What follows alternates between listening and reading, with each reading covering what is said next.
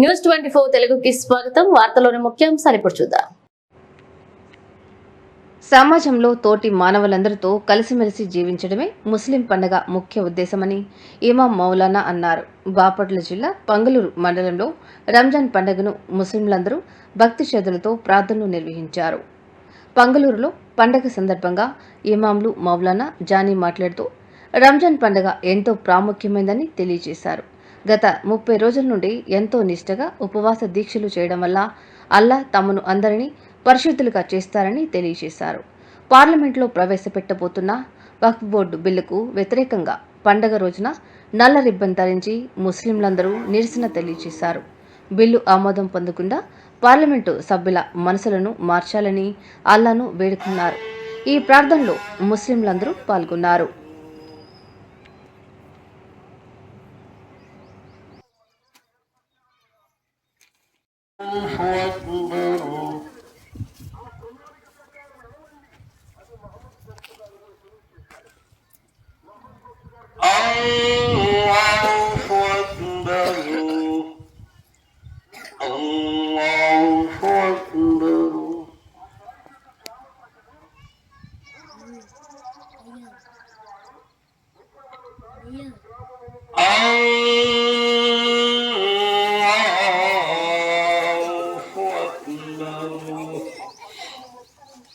الحمد لله رب العالمين الرحمن الرحيم مالك يوم الدين لا إله إلا الله والله أكبر الله أكبر ولله الحمد فاشكروا الله تعالى فيه بأداء صدقة الفطر فإنها واجبة على مالك نصاب عن نفسه وطفله الصغير نصف صاع من صاع حنطة وصاع من تمر أو شعير.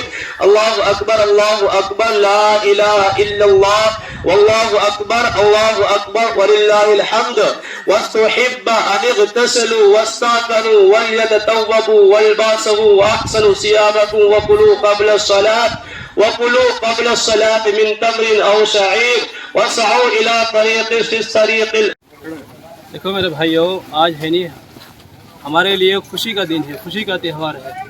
और आज इस खुशी के मौके पर हम ये जो कानून ला रही है इसको हम सब ख़त्म करना चाहते हैं।